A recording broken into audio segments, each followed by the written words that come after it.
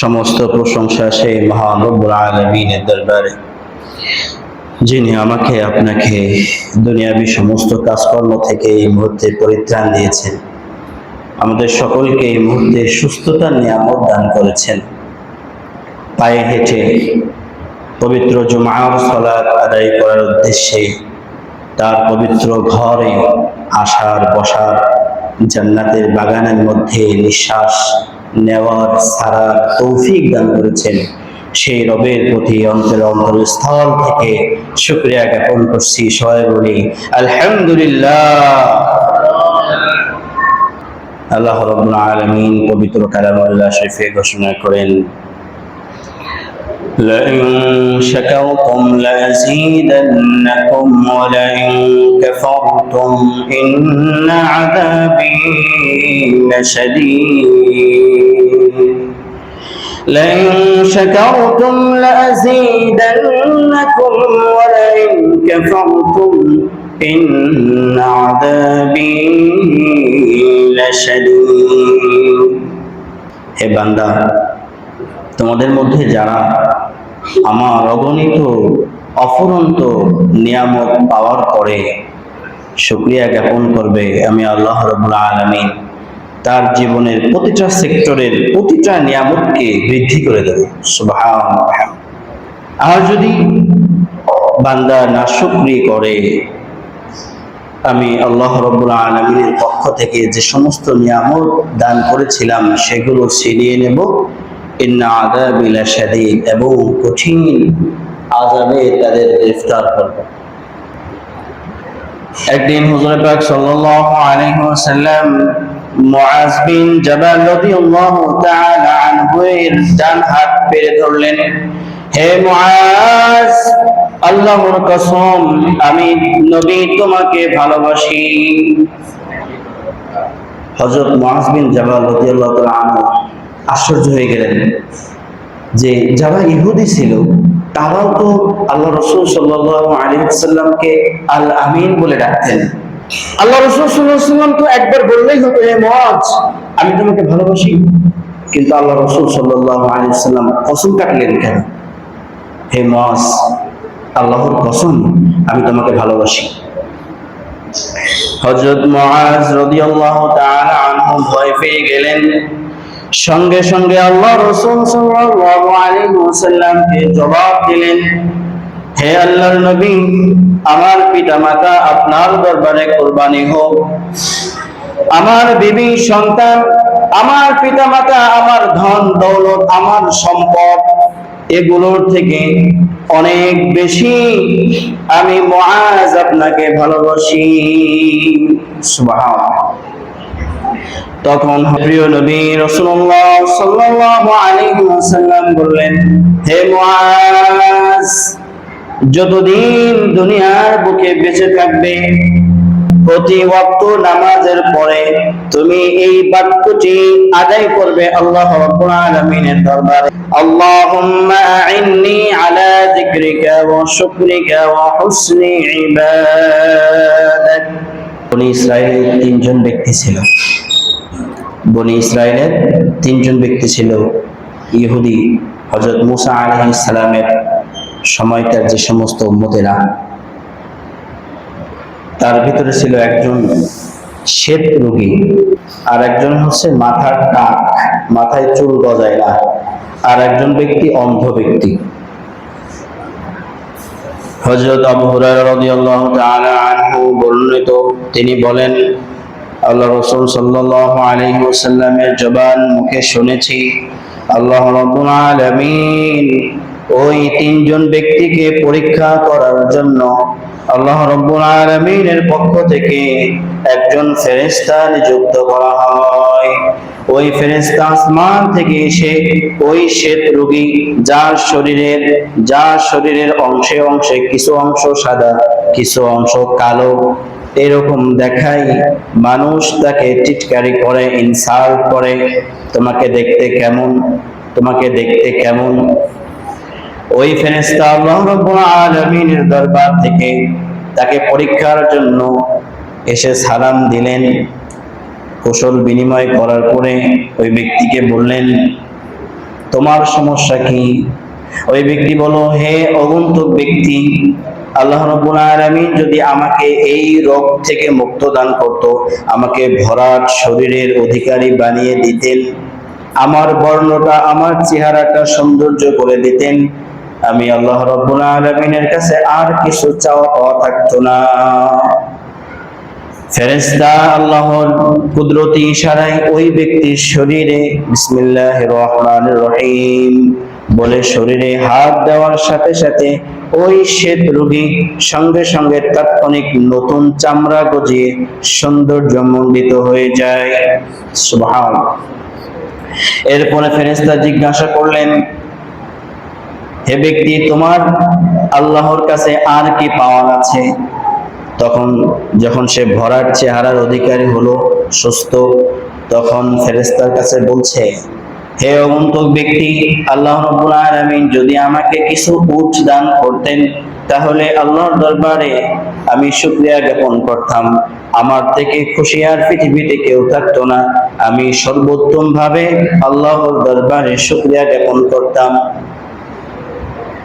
ফেরেশতা আল্লাহ রাব্বুল আলামিনের কুদরতি ইশারায় তার পাশের কিছু লোকজন দিয়ে তাকে কিছু উটনি দান করা হলো, যে উট থেকে বাচ্চা হয়। এরপরে বনি ইসরাইলের আরেকজন ব্যক্তির কাছে এই ফেরেশতা গেলেন, দেখলেন একজন ব্যক্তি মাথায় চুল নাই, টাক পড়া, মাথায় চুল নাই। হে ব্যক্তি, তোমার কি সমস্যা? তুমি কি চাও আল্লাহর দরবারে, আল্লাহর কাছে? ওই ব্যক্তি বলল, আমি আল্লাহর দরবারে শুধুমাত্র একটা নিয়ামত চাই, আমার মাথায় চুল না থাকার কারণে মানুষ আমার দিকে আড়ে আড়ে তাকায়, খারাপ চোখে তাকায়, ইনসাল্ট করে, টাকলা বলে খেপায়। আপনি আল্লাহর কাছে দোয়া করেন আমার মাথায় যেন চুল গজায় যায়।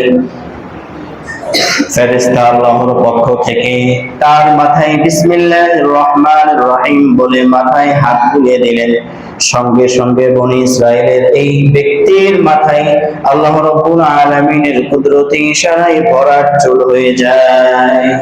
সুবহানাল্লাহ। ফেরেশতা জিজ্ঞেস করতেছেন, তোমার আর কি পাওয়ার আছে? আল্লাহর কাছে আর কিছু পাওয়ার আছে? বলছে, হ্যাঁ পাওয়ার আছে, আমি তো অনেক গরিব মানুষ, তুমি আল্লাহর দরবারে বলো যে আমার একটা জন্য গাভী দেয়। ফেরেশতা আল্লাহর হুকুমে একটা গাভী দান করলেন। এরপরে আরেকজন ব্যক্তির কাছে গেলেন যিনি অন্ধ ছিলেন, তুমি বলো আল্লাহর কাছে তুমি কি চাও? অন্ধ ব্যক্তি বলল, আল্লাহ রাব্বুল আলামিন যদি আমার দুইটা চোখ, আমার দৃষ্টি শক্তিকে ফিরিয়ে দিতেন, আল্লাহ রাব্বুল আলামিনের কাছে আমি অফুরন্ত শুকরিয়া জ্ঞাপন করতাম। ফেরেশতা আল্লাহ রাব্বুল আলামিনের হুকুমে কুদরতি ইশারায় বিসমিল্লাহির রহমানির রহিম বলে অন্ধ মানুষটার চোখে হাত বুলিয়ে দিলেন। আল্লাহ রাব্বুল আলামিনের কুদরতি ইশারায় সঙ্গে সঙ্গে তার দৃষ্টি ফিরে এলো। সুবহানাল্লাহ। এরপরে আল্লাহ রাব্বুল আলামিনের কুদরতি ইশারায় কিছুদিন পরে ওই ফেরেশতা আবার আসলেন। এতদিনে যেই শত্রুকে উট দান করেছিল তার মাঠ ভর্তি উটের বাচ্চা উট পয়দা হয়ে গেল। যেই টাকওয়ালা ব্যক্তিকে গরু দান করা হয়েছিল ওই ব্যক্তির মাঠ ভর্তি গরু হয়ে গেল। আর যেই ব্যক্তিকে, আর এই অন্ধ ব্যক্তিকে ফেরেশতা জিজ্ঞাসা করেছিলেন, তোমার কি প্রয়োজন? অন্ধ ব্যক্তি বলেছিল, আমাকে কিছু ছাগল দান করো। ছাগল দান করা হয়েছিল, ওই ব্যক্তির মাঠ ভর্তি ছাগল হয়ে গেল। ফেরেশতা আল্লাহ রাব্বুল আলামিনের হুকুমে ওই তিনজন ব্যক্তির কাছে আবার আসলেন পরীক্ষা নেওয়ার জন্য, মুসাফির হালতে। আল্লাহু আকবার। এবার আসছেন মুসাফির হালতে, সিরা জুব্বা, সিরা কাপড় চোপড়, মুসাফির সাপ চেহারায়, পিপাসিত, ঠোঁট শুকানো, মুখটা মলিন, জীর্ণ শীর্ণ অবস্থায় এসে বলল, হে সম্পদের মালিক আল্লাহ রাব্বুল আলামিন তোমাকে তো এত উট দান করেছেন, তুমি আমাকে কিছু সম্পদ দান করো, আমি বাড়িতে যেতে পারছি না, তুমি আমাকে কিছু সম্পদ দান করো, যে সম্পদের কারণে, যে পয়সার কারণে আমি আমার বাড়িতে যেতে পারি, আমার বাড়িতে যাওয়ার পয়সা আমার কাছে নাই। এই উটের মালিক যিনি শ্বেত রোগী ছিল, উনি উত্তর দিচ্ছেন, দেখেন আমি তো দিনে সারাদিন অনেক মানুষের দান ধ্যান করি, তা আমি এই মুহূর্তে আপনাকে কিছু দিতে পারবো না। তখন ফেরেশতা বলল, মুসাফির হালতে জিজ্ঞেস করতেছেন যে আচ্ছা তুমি না সেই ব্যক্তি ছিলে, তোমার শ্বেত রোগী ছিল, তোমার শ্বেত রোগ ছিল, আল্লাহ রাব্বুল আলামিন তোমাকে এই শ্বেত রোগ থেকে পরিত্রাণ দিল এবং তোমাকে উট দান করা হয়েছিল, সেই উটের থেকে তুমি এতগুলো উট পেয়েছো। তখন ওই ব্যক্তি অস্বীকার করলো, কই না তো, আমি আমার জন্মসূত্রেই, আমি আমার বাপ দাদার জন্মসূত্রেই এই উটের মালিক। নাউযুবিল্লাহি মিন যালিক। ফেরেশতা তখন উত্তর দিল, ঠিক আছে, তোমার কথা যদি সত্য হয়ে থাকে তাহলে তোমার সম্পদ অটুট থাকুক, আর যদি তুমি মিথ্যা কথা বলে থাকো আল্লাহ রাব্বুল আলামিন যেন তোমার পূর্বের স্থানে ফিরিয়ে দেন। নাউযুবিল্লাহি মিন যালিক। এরকম করে যাকে গরু দান করা হয়েছিল, যার মাথায় টাক পড়া ছিল, ওই ব্যক্তির কাছে মুসাফির হালতে যখন জিজ্ঞাসা করা হলো, যখন বলা হলো, চাওয়া হলো যে আমি মুসাফির মানুষ, আমাকে কিছু অর্থ দান করেন, আমি বাড়িতে যাব, ওই ব্যক্তিও একই কথা বলে ফিরিয়ে দিল যে না, আমি তো সারাদিন অনেক মানুষের দান করেছি, আমি এই মুহূর্তে তোমাকে দান করতে পারবো না। যখন ফেরেশতা জিজ্ঞাসা করলো, কেন, এটা তো আল্লাহর পক্ষ থেকে তোমাকে দান করা হয়েছে, তুমি তো টাক ছিলে, আল্লাহর পক্ষ থেকে তোমাকে দান করা হয়েছে। লোকটি বললো, না, আমি আমার বাপ দাদার জন্মসূত্রেই এই অর্থের মালিক। এরপরে ফেরেশতা ওই অন্ধ ব্যক্তির কাছে গেল, বলল, ভাই আমি মুসাফির, আমাকে কিছু অর্থ দান করো, আমি আমার বাড়িতে যাব, কিছু অর্থ দান করো। ওই ছাগলওয়ালা ধনী ব্যক্তি যিনি অন্ধ ছিলেন, তিনি সঙ্গে সঙ্গে শুকরিয়া জ্ঞাপন করলেন, আলহামদুলিল্লাহি রাব্বিল আলামিন। হে মুসাফির, আমার পালে যত ছাগল দেখতে পাচ্ছ, তোমার যে কয়টা খুশি সে কয়টা ছাগল নিয়ে যাও, এই সবই আল্লাহর পক্ষ থেকে আমি পেয়েছি। সুবহানাল্লাহ। তখন ফেরেশতা আল্লাহ রাব্বুল আলামিনের কাছে দোয়া করলেন, আল্লাহ তোমার এই বান্দাকে, তোমার এই বান্দার নিয়ামত আরো অনেক গুণে বাড়িয়ে দাও। আল্লাহ তুমি তোমার এই বান্দাকে মাফ করে দাও। আল্লাহ তুমি তোমার এই বান্দাকে তার এই জায়গায়, তার এই অবস্থানে প্রতিষ্ঠিত রাখো। সুবহানাল্লাহ। কিছুদিন পরে দেখা গেল যে ওই যে ফেরেশতা বলেছিলেন যে তুমি যদি মিথ্যা কথা বলে থাকো তাহলে তুমি যেন, আল্লাহ রাব্বুল আলামিন তোমাকে যেন পূর্বের স্থানে ফিরিয়ে দেয়। কিছুদিন পরে দেখা গেল যে শ্বেত রোগ এবং যে ব্যক্তি টাক ছিল, অর্থাৎ যাকে উট দান করা হয়েছিল এবং যাকে গরু দান করা হয়েছিল, ওই ব্যক্তিকে আল্লাহ রাব্বুল আলামিন আবার পূর্বের ন্যায় সেই গরিব ফকির মিসকিন বানিয়ে দিয়েছেন এবং সেই রোগ তাকে আবার পাকড়াও করছে। আউযুবিল্লাহি মিন যালিক।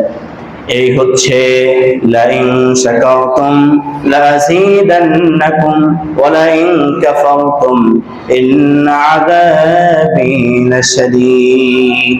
আল্লাহ রাব্বুল আলামিনের শুকরিয়া, যে ব্যক্তি নিয়ামত প্রাপ্ত হবেন, শুকরিয়া আদায় করবেন, আল্লাহ রাব্বুল আলামিন তাকে বাড়িয়ে দিবেন।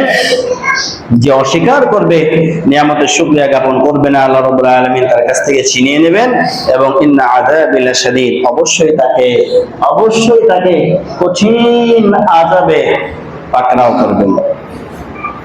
প্রিয় উপস্থিতি, প্রিয় হাজির, এই জন্যই তো আল্লাহ রাব্বুল আলামিন বলেন, وَإِن تَعُدُّوا نِعْمَةَ اللَّهِ لَا تُحْصُوهَا।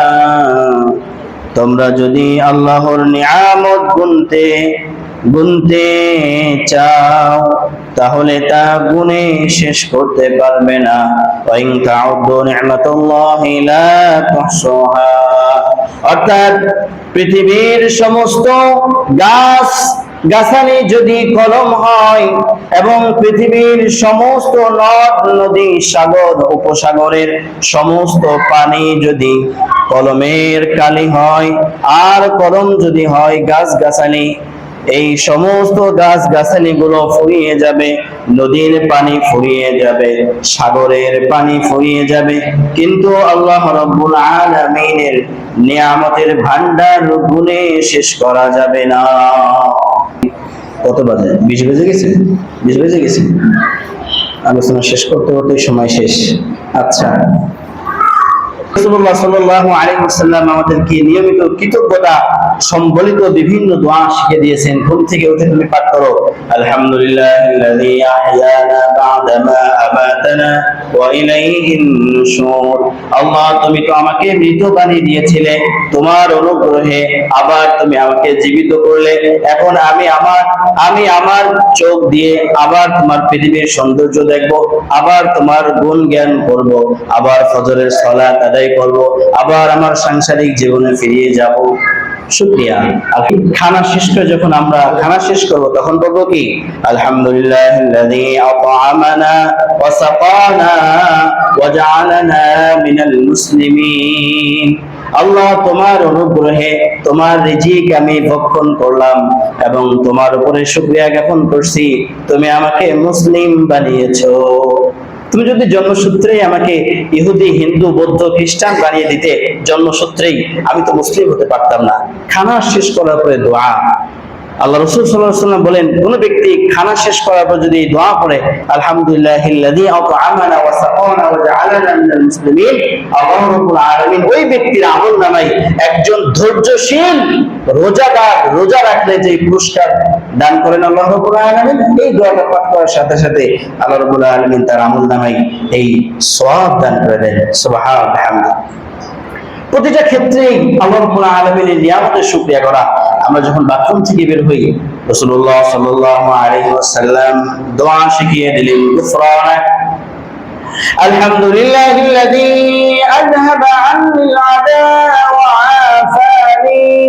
আল্লাহ, তুমি আমাকে ক্ষমা করো, তোমার দরবারে শুকরিয়া, তুমি আমার দেহ থেকে, আমার পেট থেকে যে আবর্জনা বের করে দিলে, যে কষ্ট জনিত জিনিসপত্র বস্তুকে তুমি বের করে দিলে, আল্লাহ তোমার দরবারে শুকরিয়া। ওয়াফানি, এবং তুমি আমাকে নিয়ামত দান করেছো। এমন হতে পারতো যে এই কষ্ট কাঠিন্যর মাধ্যমে বাথরুম যদি তুমি আটকে দিতে, তাহলে আমার পাইলসের সমস্যা হতে পারতো, আমার মলদ্বারে ঘা হতে পারতো। আল্লাহ, তোমার শুকরিয়া, তুমি আমাকে এই কষ্ট দূর করে দিলে। প্রতিটা সেক্টরেই আল্লাহ রাব্বুল আলামিনের এইভাবে শুকরিয়া জ্ঞাপন করা। ওয়া আম্মা বিনি'মাতি রাব্বিকা ফাহাদ্দিস। আল্লাহ রাসূল সাল্লাল্লাহু আলাইহি ওয়াসাল্লামকে ইন্ডিকেট করে আল্লাহ রাব্বুল আলামিন বলছেন, হে নবী, আল্লাহর পক্ষ থেকে আমি আল্লাহ রাব্বুল আলামিন তোমাকে যে সমস্ত নিয়ামত দিয়েছি, এই সমস্ত নিয়ামতের বহিঃপ্রকাশ ঘটাও, মানুষের কাছে বলো যে আমি আল্লাহর পক্ষ থেকে এই নিয়ামতগুলো পেয়েছি।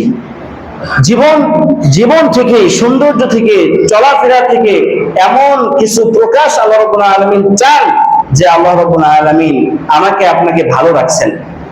এই জন্যই বিবাহের উলিমা, এগুলো কি নিয়ামতের বহিঃপ্রকাশ। আকিকা, এগুলো কি নিয়ামতের বহিঃপ্রকাশ। 12 বছর, 14 বছর, 20 বছর বিবাহিত জীবন, কোনো সন্তান হয় না, আল্লাহ রাব্বুল আলামিন আমাকে আপনাকে দান করেছেন। এই যে আকিকা দিলাম, এটা কি আল্লাহ রাব্বুল আলামিনের নিয়ামতের শুকরিয়া। সম্মানিত উপস্থিতি, সম্মানিত হাজিরিন, আল্লাহ রাসূল সাল্লাল্লাহু আলাইহি ওয়াসাল্লাম রাত জেগে ইবাদত করতে করতে তার পা মুবারক ফুলে যেত। আল্লাহু আকবার। আম্মা জান আয়েশা সিদ্দিকা রাদিয়াল্লাহু তাআলা আনহা বলছেন, হে রাসূল, আল্লাহ রাব্বুল আলামিন কি তো আপনার আগে পরে সমস্ত গুনাহ মাফ করে দেন নাই? হে রাসূল, তাহলে আপনি এত কষ্ট করেন কেন রাত জেগে? আল্লাহ রাসূল সাল্লাল্লাহু আলাইহি ওয়াসাল্লাম তখন জবান মুখ থেকে বললেন, আফালা আহিব্বু আন আকুনা আবদান শাকুরা। হে আয়েশা, আমি কি একজন কৃতজ্ঞ বান্দা হতে চাই না? অর্থাৎ আল্লাহ রাব্বুল আলামিনের দরবারে আমি কি তার একজন কৃতজ্ঞ বান্দা হতে চাই না? আল্লাহ রাব্বুল আলামিন আমাকে এত অফুরন্ত ভান্ডার দান করলেন, আমি কি তার শুকরিয়া জ্ঞাপন করার জন্য একটু কষ্ট করতে পারি না? আল্লাহু আকবার। সম্মানিত উপস্থিতি, সম্মানিত হাজিরিন, এই জন্য আমাদের জীবনের প্রতিটা ক্ষেত্রেই হাই হতাশ যেন আমরা না করি, আল্লাহর রহমত থেকে যেন আমরা ফিরে না যাই যে না, এটা কোনো জীবন না, আল্লাহ রাব্বুল আলামিন আমাকে যে জীবন দান করছে এটা কোনো জীবনই না, এটা কোনো জীবন হলো। এই যে দেখি অকৃতজ্ঞ, অথচ আপনার নিচের দিকে একটু আপনি তাকান যে আল্লাহ রাব্বুল আলামিন আপনাকে, আমাকে যেই পজিশনে রাখছেন, যেই অবস্থানে রাখছেন, সমাজের অনেক মানুষের এই অবস্থানে আসা স্বপ্নের ব্যাপার। তারা দিন রাত স্বপ্ন দেখে, আহা, ওই ব্যক্তির ওই অবস্থানে যদি আমি যেতে পারতাম, এই জন্য শুকরিয়ার বিকল্প নাই। আল্লাহ রাব্বুল আলামিন আমাকে আপনাকে তার শুকরগুজার বান্দা হিসেবে কবুল করে নেন। আল্লাহুম্মা আমিন। যা চার সুন্নাত পড়েননি কবলাল জুমা সুন্নাত পড়েন। আসসালামু আলাইকুম ওয়া রাহমাতুল্লাহ।